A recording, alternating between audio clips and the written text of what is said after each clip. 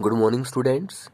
This is class 10th history, chapter 5 print culture and the modern world, and today is going to be our last class on this chapter. आपको पता है कि British east India company 1600 ईस्वी में एक व्यापारिक company के रूप में भारत के साथ व्यापार करने के लिए आई। शुरुआत में व्यापार करने के लिए वो सोना चांदी यूरोप से मंगवाती थी, लेकिन धीरे धीरे जब 1757 में प्लासी की लड़ाई हुई और रॉबर्ट क्लाइव ने बंगाल के नवाब सिराजुद्दौला को हराया, तो ईस्ट इंडिया कंपनी ने कलकत्ता पर अधिकार कर लिया। इतना ही नहीं, 1764 में जब बक्सर की लड़ाई लड़ी गई और मीर कासिम को ईस्ट इंडिया कंपनी ने हराया और मुगल बादशाह शाह आलम से समझौता किया, तो ईस्ट इंडिया कंपनी को पूरे वेस्ट बंगाल पर अधिकार मिल गया और बंगाल, बिहार, उड़ीसा की दीवानी मिल गई। यानी बंगाल, बिहार, उड़ीसा में जो टैक्स है उसको इकट्ठा करने का अधिकार मिल गया। अब उसको भारत के साथ व्यापार करने के लिए यूरोप से सोना चांदी मंगवाने की जरूरत नहीं थी। तो इस तरह से एक व्यापारिक कंपनी एक शासक बन जाती है। 1798 से पहले भारत में जो ब्रिटिश गवर्नमेंट थी वो किसी भी तरह की प्रेस के ऊपर पाबंदी नहीं लगाना चाहती थी, लेकिन जब कुछ अंग्रेज अधिकारियों ने ही ब्रिटिश गवर्नमेंट के बुरे शासन का विरोध किया, भारत में जो बुरा शासन था, जो मिसरूल था ब्रिटिश गवर्नमेंट का, उसका कुछ ब्रिटिश अधिकारियों ने ही विरोध किया, तो ब्रिटिश गवर्नमेंट को डर हो गया कि इन अंग्रेज अधिकारियों के विरोध के कारण कहीं ब्रिटेन में जो उनके आलोचक हैं, जो अपोजिशन पार्टी के लोग हैं, वो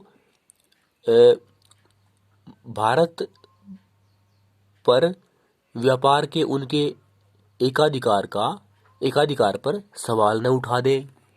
तो भारत की ब्रिटिश गवर्नमेंट ने उन अंग्रेज अधिकारियों की आलोचना को रोकने के लिए सेंसरशिप शुरू की।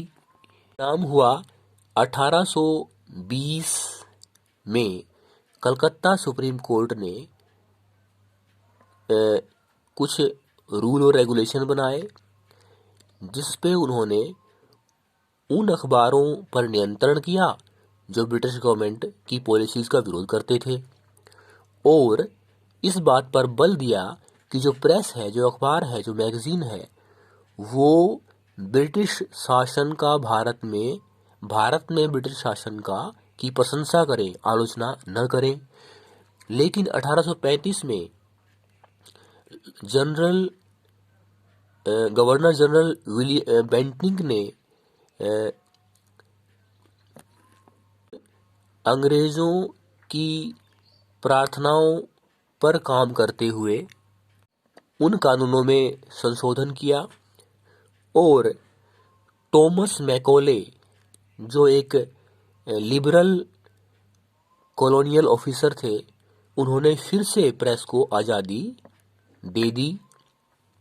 लेकिन जब 1857 का विद्रोह हुआ तो अंग्रेज इतने नाराज हो जाते हैं कि उन्होंने भारतीय जो स्थानीय अखबार थे, जो राष्ट्रीयता की भावना फैला रहे थे, उन पर फिर से नियंत्रण करना शुरू कर दिया, और 1878 में वर्नैक्युलर प्रेस एक्ट पास किया गया, जिसमें ये कहा गया कि अगर कोई स्थानीय अखबार राष्ट्रीयता की भावना फैलाते हुए पाया गया या उसकी गतिविधि उपद्रवी मानी गई, सेडिशियस मानी गई, तो उस अखबार को वार्निंग दी जाएगी, चेतावनी दी जाएगी। और फिर भी वो अखबार ऐसे ही करता रहा, ब्रिटिश गवर्नमेंट की प्रशंसा नहीं करेगा, तो उस प्रेस पर को कब्जे में कर लिया जाएगा, पाबंदी लगा दी जाएगी, उसको जब्त कर लिया जाएगा। हालांकि इन सब जो रिप्रेसिव मेजर्स थे, जो दबा देने वाले कदम थे, इनके बावजूद राष्ट्रीय अखबारों ने अलग अलग भारत के क्षेत्रों में काम किया और औपनिवेशिक शासन के की जो का जो बुरा शासन था, का जो शोषण पर आधारित शासन था, उसका विरोध किया। राष्ट्रीयता की गतिविधियों को प्रोत्साहन दिया। उदाहरण के लिए, जब 1907 में पंजाब के क्रांतिकारियों को निकाला दे दिया गया, डिपोर्ट कर दिया गया, तो बाल गंगाधर तिलक ने उनके प्रति सहानुभूति दर्शाई अपने अखबार केसरी में। नाम हुआ बाल गंगाधर तिलक को जेल में भेज दिया गया 1908 में, उससे अगले साल। लेकिन इससे फिर से पूरे देश में राष्ट्रीयता की भावना फैली। 1922 में महात्मा गांधी ने कहा कि उन्होंने कहा कि स्वराज के लिए लड़ाई और खिलाफत के लिए लड़ाई का अर्थ है आज़ादी के लिए लड़ाई। Liberty of speech, liberty of the press और फ्रीडम ऑफ एसोसिएशन के लिए लड़ाई, अर्थात कि जो प्रेस है उसकी आज़ादी सर्वोपरि है। थैंक्स।